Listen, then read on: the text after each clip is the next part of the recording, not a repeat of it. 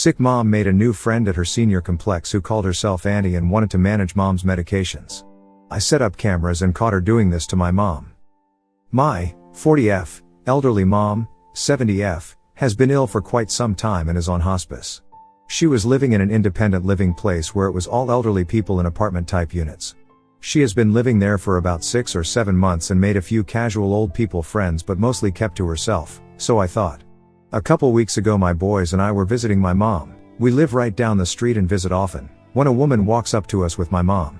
I extended my hand to introduce myself to this woman when she dismissed the handshake and instead went in for a hug and said, "Oh, I only do hugs for family and we're pretty much family." Okay, a little weird coming from someone I've never met before, and also never even heard a single mention of her, but I pretty much brush it off thinking to myself that she's probably just really lonely or something. I asked my mom about this new friend and she just says that they met there at the old people place and she's been a really good friend to her. Great, I love when my mom has friends, it's important to have friends. But this woman just keeps giving me weird vibes and I can't pinpoint why. A few things that seem odd to me. 1. My mom is moving to a more traditional apartment complex this weekend and this new friend liked the new apartment complex so much that she decided to move to the same place as well. Her apartment isn't ready yet, but she'll be moving to the same complex as my mom next month. 2. She apparently bought my mom's dog a "I have the world's best auntie" sweatshirt for Christmas. They had known each other for maybe 2 months at that point. 3. She called the other day too, I don't really know why, I guess to give me her phone number and more formally introduce herself to me. She talked about doing a lot of caretaking stuff for my mom. "Oh, I can manage her medications for her if you want," so I replied that while I appreciate the offer, there's a lot of controlled medications and hospice prefers to keep minimal people involved in the medicine stuff and that taking on caretaking responsibilities for a friend can get exhausting, so it might be best for them to just focus on being friends rather than her wearing herself out trying to take care of her. She immediately went to my mom and made it sound like I was shit talking my own mom, saying how she's just an exhausting person blah blah. When I confronted new friend about going to my mom and relaying our private conversation in a totally twisted way, the friend lied and said that my mom had grabbed her phone and read it all in the text messages. It was over the phone and not at all via text messages. When I pointed out there were no texts, she just kind of stumbled and I dropped it because I knew it wouldn't get anywhere. 4. Every time I talk to my mom on the phone I can hear this woman telling her what to say or adding comments in. And none of it is outwardly worrisome things, but it feels like I can't have any conversation with just my mom. I'm a very trusting person who generally tries to see the best in people. And this woman has not given me any concrete reasons to doubt her intentions and has in fact been very friendly and polite to me in all of our interactions. Nonetheless, I can't shake this feeling that there's something wrong here. I sat my mom down yesterday and had a conversation with her about my feelings towards this new friend, and she didn't get defensive at all but disagreed with me and said that her new friend is just being kind and offering to help with stuff because she knows my mom is not the most organized of people and could use the help. I begged my mom to please be cautious and to take the friendship slow and to keep it simply as a friendship and let me, her actual family, handle caretaking stuff. Despite no changes in medications, my mom has been more confused lately and comes across to me like she's overtaken medication, but I only give her 1 dose at a time and the rest is locked up at all times, so it isn't that. But just to be safe, since she's more confused lately, I took my mom's credit and debit card so no one can take advantage of her financially. Reddit, please help me figure out what this woman would have to gain in coming between my mom and I if it isn't medication or money. I don't know how to do a background search or if that's legal for any random person to do. But I did look this new friend up on a couple websites and all I learned from that is that she has a lot of also known as names, but I can't find anything else. I'll pay for a background search if anyone has a recommendation for good ones. We're in California. Does any of this raise any red flags to anyone else, or am I just being too overprotective of my mom on this? Oh, I almost forgot. I called one of my mom's oldest and closest friends the other day and asked her if she's met his new friend, and if so, what was her impression. She said, "Honestly, I don't know why I feel like this, but just get a bad feeling about her. I just feel like she's up to no good." Hearing this made me feel better in that I'm not the only one to pick up on something, but I don't know what, if anything, to do about it all. Update 1. Thank you so much for all of the responses and heartfelt advice. I'm so sorry to have been MIA for so long after I originally posted, but it's just been a lot. I needed to take a beat to take it all in and deal with the punches from real life that kept coming my way. Immediately after I posted last, I went to talk with my mom. I explained my concerns and she agreed to the 2 cameras I put up in her apartment. On moving day I was out of the apartment for a few minutes taking my kids back to my house when I logged onto the camera app to test out the settings. I overheard my mom and the friend talking about me. It was not very nice and very much seemed like the friend was just teeing things up to come between my mom and I. My mom was playing right into it. The friend, I'll just call her Fran to make it easier, was gone when I got back to the apartment, but I got into it with my mom. I was crying, telling her how hurtful it is to hear my own mother participating in a negative conversation about me after everything I do and have done for her. She cried, I cried, it was awful. But at the end I had at least convinced her that Fran was up to no good. Mom agreed to create some distance between her and Fran, and she immediately told Fran that her behavior towards me was not going to fly any longer and all talk of anything to do with me was off limits. Fran seemed to understand and blamed her behavior towards me on some flimsy excuse that I didn't buy for a second. All was calm for a week or so when one morning I called my mom to check in on her, only to find out she was with Fran out running errands. When I pushed for more information, I uncovered that Fran had taken my mom to the bank so that my mom could obtain a new debit card. Fran very much knew I had taken my mom's debit card, with my mom's blessing, because my mom was having episodes of increased confusion and wasn't aware of who or what she was spending money on, because my mom had forgotten she had given me her previous debit card. That was the final straw for me. That night I sent Fran the following text message. Hi, Fran, Mom told me about you guys going to the bank today to get a card, and I just wanted to let you know that I know my mom appreciates your friendship, but that I do not appreciate your getting yourself involved in things you have no business being involved in. Mom and I have her finances under control between the two of us, and we do not need any assistance getting her squared away, no matter how well-meaning.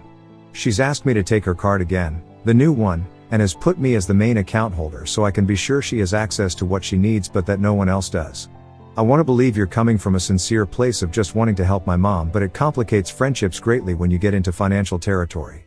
I handle all of my mom's finances and medical stuff, and it's working for us that way. My mom very much appreciates having you as her friend, but she doesn't need a caretaker. I've got that covered. If you sincerely want to be her friend, you need to take 10 giant steps back and check yourself regarding how you are coming across to me. Because from my perspective it very much looks like you are dancing precariously close to the elder abuse line, and I'm sure you wouldn't want me to get the authorities involved here, but that's exactly what will happen if things continue down this path. Fran responded with some BS reply akin to, oh my word. I would never take advantage of anyone, and I just wanted to help your mom blah blah blah. Oh, and I think you and I have gotten off on the wrong foot, daughter, which is my fault, but I'd like to start over again. More blah blah blah. I never replied to Fran further, and she has, shockingly not really reached out to my mom since. I believe she is due to move into the apartment complex this weekend though, so we shall see if she pops back up out of the woodwork. I think she understands that I see through her attempts to come between my mom and I, and that she'll need to focus her efforts to scam people somewhere else. I notified my mom's hospice nurses and her social worker as well. I also bought a really super cool medication dispenser. I won't name it because I'm not plugging anything, but feel free to reach out to me if anyone has family members that they need some help managing medications for. It's expensive and probably cost prohibitive for a lot of folks, but it has been a game changer for me to keep my mom's medicine safe and organized. That is locked and syncs up to an app, so I get notified every time it dispenses a medication. That made me feel much better about Fran not having any access whatsoever to my mom's prescriptions, but the trip to the bank showed me exactly what Fran was after. I notified the bank that if Fran is with my mom, they are to contact me immediately. All in all, I think most of you are correct. Fran was using my mom for money, or she was trying to, but luckily I caught it before much damage was done. I think I've made my position on Fran clear to her, which is why she is staying away. I think I still need to contact the independent living facility about my concerns with Fran, because, I swear I'm not making this is, my mom says that Fran is going to be working at the independent living facility after she moves out. And I don't want her being in a position to take advantage of anyone else. Thank you again to everyone who replied and reached out to me with resources and/or advice. I read every reply, and I actually read a number of them to my mom as well. It really helped her to see Fran for who she really is. Update 2, Sep 30, 2024. Thank you to those who keep checking in with me asking how my mom is doing and if there's any updates. My mom is still on hospice and doing okay, all things considered. She has her good and her bad days, but she has been mostly lucid lately, and I'm grateful for that. F has been mostly MIA, thank goodness, ever since I told her, in no uncertain terms, to beat it. The only time I have heard from her since was when my mom's phone wasn't working and F called me and left a message wanting to know if my mom was okay. I left her on read. So that told me that my mom hasn't cut her out completely, although she tells me she has. But I have, with my mom's blessing, taken control of any avenue F could possibly use to take advantage of my mother. I alerted the hospice nurses and social worker, and I let F know that I had done that as well. My mom also finally made some better friends who live nearby, and they also help keep an eye on her for me. I did not go to the police as I didn't feel I had a case to do so, but I did let F know I wouldn't hesitate to do so if given reason. If F comes back around my mom or gives me any reason to think something is up, I'll update you all to let you know. But as of now, my mom is safe. I handle all her medication as well as her finances, so no one can weasel their way in to try to take anything at all away from my mom. Thank you to everyone for your care and concern. Comments where Op has replied, Snooze Suggestions 8483, they want her pills. Oop, I thought the same thing, which is why I locked them up tight. My mom agreed to a camera right over her dispenser so we can keep eyes on her medications at all times. The machine I got her is pretty cool too and alerts me via text if the machine door is ever opened, not that it could be because it has a passcode on it that even my mom doesn't know. So there's lots of safeguards in place to ensure no one gets into any of her stuff at all. Next story, Dad refused to give his blessing and handed my fiancée 2 rejections, then cut contact. Now he says he'll only come to my wedding if I don't let my stepdad walk me down the aisle. I, 23F, got engaged a few months ago to my fiancée, 21M. We're over the moon, but my dad refused to give his blessing, and now he's not only boycotting my wedding, but also cutting off all contact with me. The worst part? He's taking his whole side of the family with him. I'm starting to wonder if I'm the bad guy here. Let me explain. I've never been super close with my dad. My parents divorced when I was a baby, and I barely remember them being together. My mom remarried when I was 4, and my stepdad has been a solid father figure ever since. My mom had 80% custody, so I grew up mostly with her, my stepdad, and my brother. We all got along great. As for my dad, we had a decent relationship, but it wasn't deep. He lived 2 minutes away from my mom's house, and I saw him once a week and every other weekend. When I turned 18, I stopped visiting as much, but we'd still have dinner together occasionally, maybe once or twice a month. The issue, my fiancé, let's call him Arch, and I started dating when I was 22 and he was 20. We met at a youth group and quickly became best friends. I know it seems fast to some, but when you know, you know. I can't imagine my life without him. Before proposing, Arch wanted to ask for blessings from both my mom and stepdad, as well as my dad. My mom and stepdad were thrilled and gave their blessings immediately. My dad, however, wasn't as cooperative. He dodged Arch for weeks, despite being retired and having plenty of free time. When they finally met, my dad came prepared with 2 printed letters, one for Arch and one for me, stating that he would not give his blessing. He didn't even let Arch ask the question before handing over the letters. He also scoffed at the fact that Arch asked for my stepdad's blessing, calling it ridiculous. Arch defended my stepdad, but the damage was done. He came home upset, and after some prying, he told me what happened. I was hurt and felt disrespected, especially with how he dismissed my stepdad's role in my life. After cooling off for a few days, I met my dad at a park to talk things out. It didn't go well. My dad told me he wasn't coming to the wedding, and neither was his side of the family. I asked him directly, if I get engaged, you won't come to the wedding? He flat out said no. I then asked, if I go through with this, are you saying you want nothing to do with me? His response? No sweat off my back. That's when I lost my composure. I was holding it together until that point, but his indifference hurt me deeply. He insisted we needed to wait 2 more years to get engaged, and maybe then he'd reconsider. He ended the conversation by saying he wouldn't pay for the wedding or be involved in any way. A few days later, Arch proposed. It was perfect. Our families, minus my dad and his fiancée, were there, and it was a magical night. We posted about it on social media, and while we were showered with congratulations from friends and family, there was complete radio silence from my dad's side. I started second-guessing myself. Maybe I had been too hasty? Maybe I was in the wrong? So, I reached out to him. I texted a heartfelt message, telling him I wanted him at my wedding, that he's my dad, and I wanted him to walk me down the aisle. His response? He asked for my email. Confused, I gave it to him.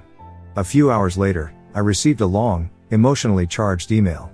He accused me of disrespecting him and ruining what should have been a special time between a father and daughter. He said Arch and I were responsible for the destruction of our relationship and that it would take enormous effort to repair things. His final words were, "But you got exactly what you wanted." My mom, stepdad, and Arch's family are all supporting us. My mom and stepdad have offered to pay for the wedding since my dad backed out. Wedding planning has been fun, but this whole situation has me questioning whether I really am in the wrong.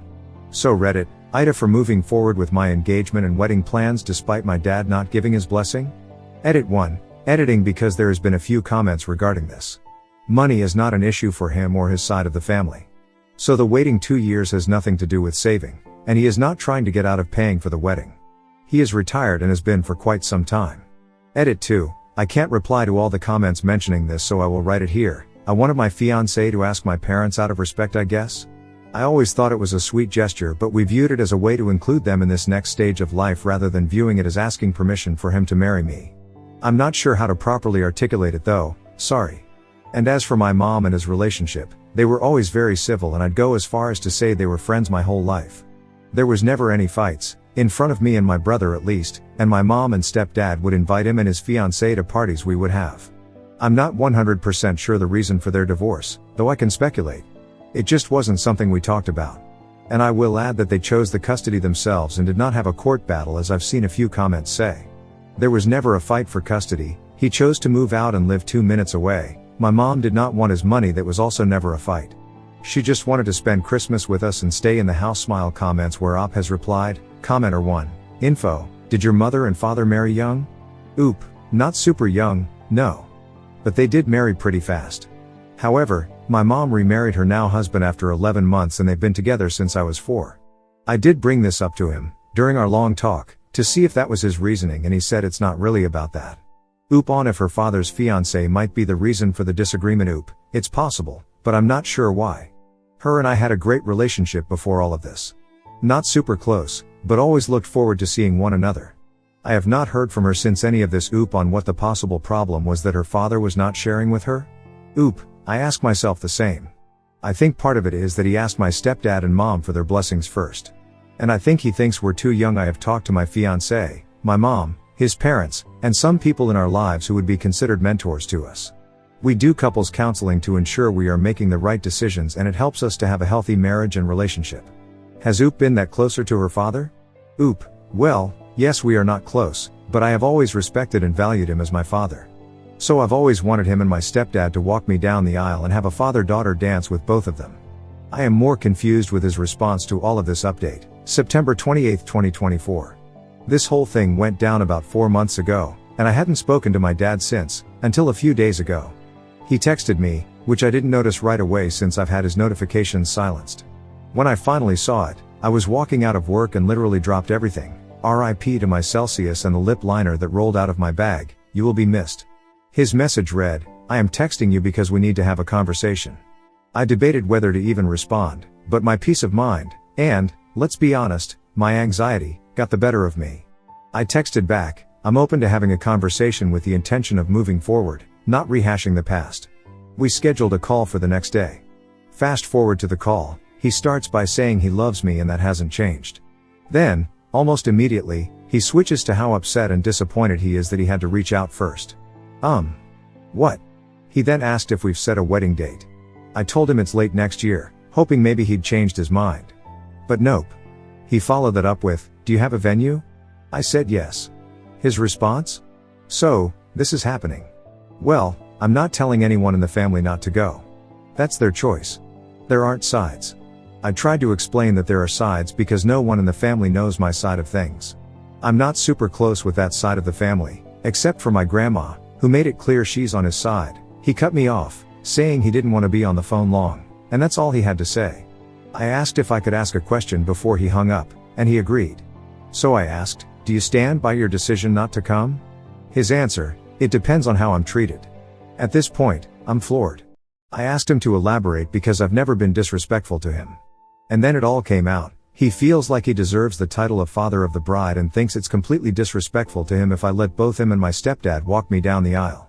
He went on to double down and say that my stepdad should never have been asked because it wasn't his blessing to give, and he's my biological father. He would only consider coming to the wedding if he's treated with the respect he deserves by having the sole title of father of the bride. And then, the kicker, he told me that my mom needed to call him to talk about all of this. Okay? Well, my mom is having none of that. She's refusing to call him, rightfully so, and is protecting her peace. As she should. If he wants to talk to her, he can pick up the phone and let her know that himself. I'm still reeling. Originally, I was fully planning on sending him an invite, but now? I don't even know what to say. The whole thing feels so messed up. My fiancé's parents are upset, and so are my mom and stepdad. I'm honestly at a loss. I didn't expect to be giving an update this soon, or at all. But here we are. I haven't spoken to him since that call and I'm thinking about writing a letter to him. I want to take a few days to calm down first, though, before I decide anything. If I do send something, I'll update again. For now, this is where things stand.